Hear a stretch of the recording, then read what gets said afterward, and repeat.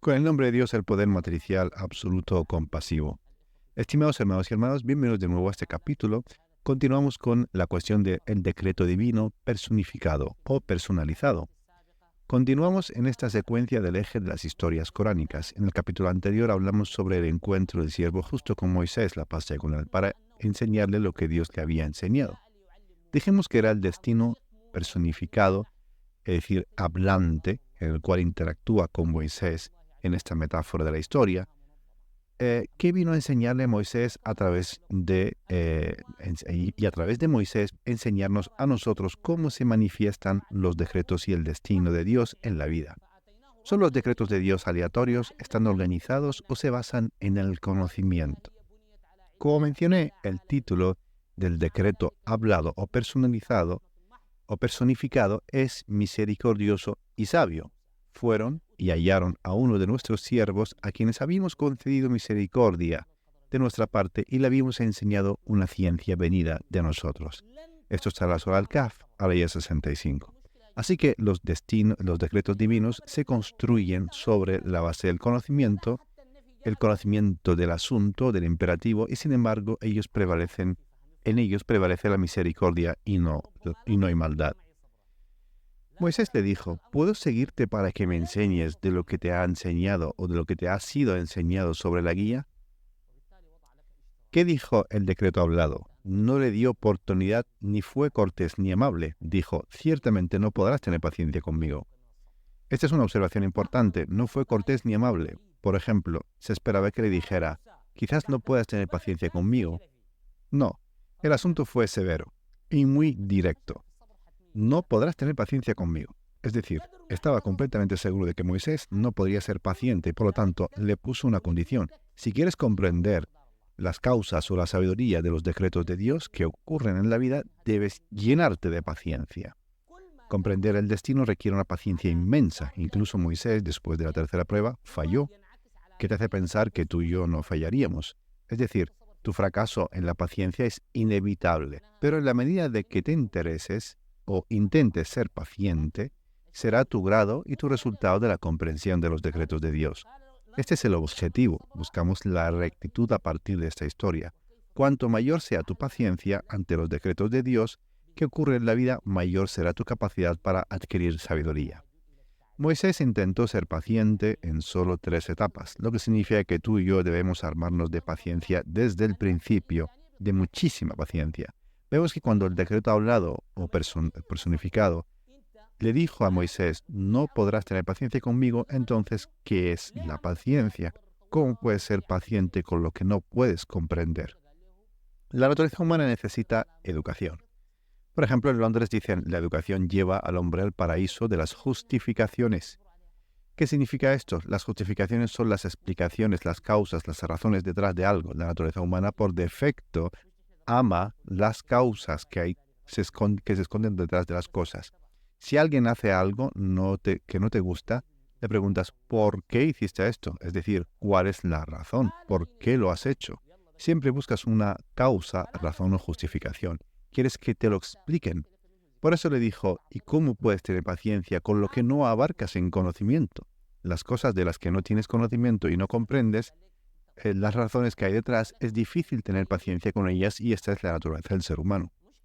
Moisés dijo, me encontrarás si Dios quiere, es decir, si Dios determina. Mira cómo añadió si Dios determina. No aprendimos nosotros y no digas nada, voy a hacer esto mañana, sin añadir si Dios así lo determina. Moisés prestó atención y dijo, lo intentaré, me encontrarás si Dios lo determina. Paciente y no desobedeceré ninguna de tus órdenes.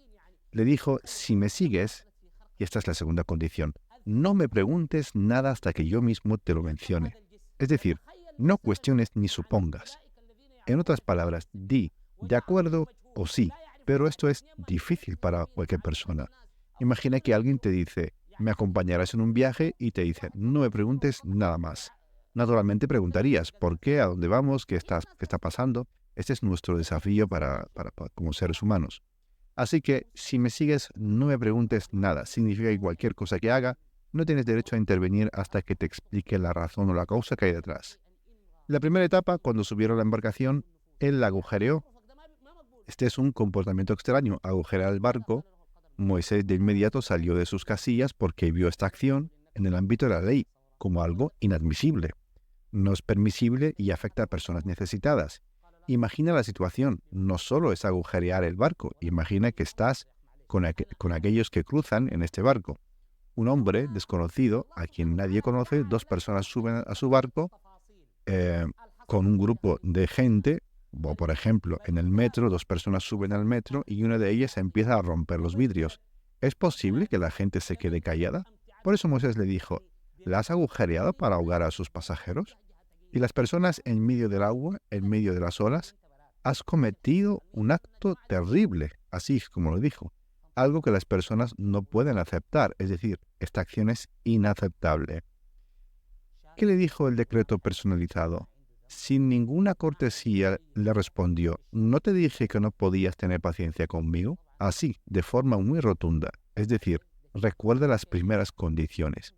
Moisés dijo, no me tomes en cuenta porque olvidé y no me impongas una carga difícil.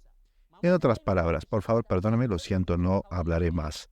Aquí Dios te deja espacio para imaginar el resto de los detalles, es decir, qué pasó en ese barco, se hundió o no, llegaron sus pasajeros a la orilla, se mojaron sus ropas, etcétera, se mojaron sus pertenencias. En resumen, la gente estaba en un estado de gran confusión. El Corán no menciona estos detalles, sino que te deja espacio para imaginar lo que sucedió. Lo importante es que el grupo llegó a salvo. Luego continuaron su camino hasta que encontraron a un joven, y el decreto, el destino, lo mató.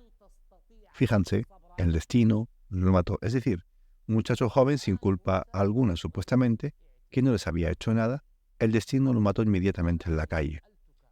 Por lo tanto, es la metáfora del destino, no es que un ser humano haya matado a este niño, sino que es el destino que murió por decreto, es decir, por circunstancias naturales. Pero a ojos de Moisés era un acto injusto.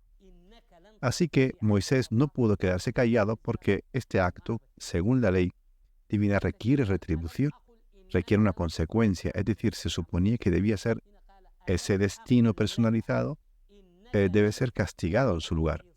Según la ley de la que partía Moisés, debía haber un castigo justo. Moisés dijo, mataste a una persona inocente sin haber matado a nadie, has cometido un acto abominable. La primera vez le dijo que era un acto terrible, inaceptable. Aquí le dijo que era un acto abominable. Observa cómo respondió el decreto hablado. ¿No te dije que no podrías tener paciencia conmigo? En el barco dijo, ¿no te dije que no podías tener paciencia conmigo?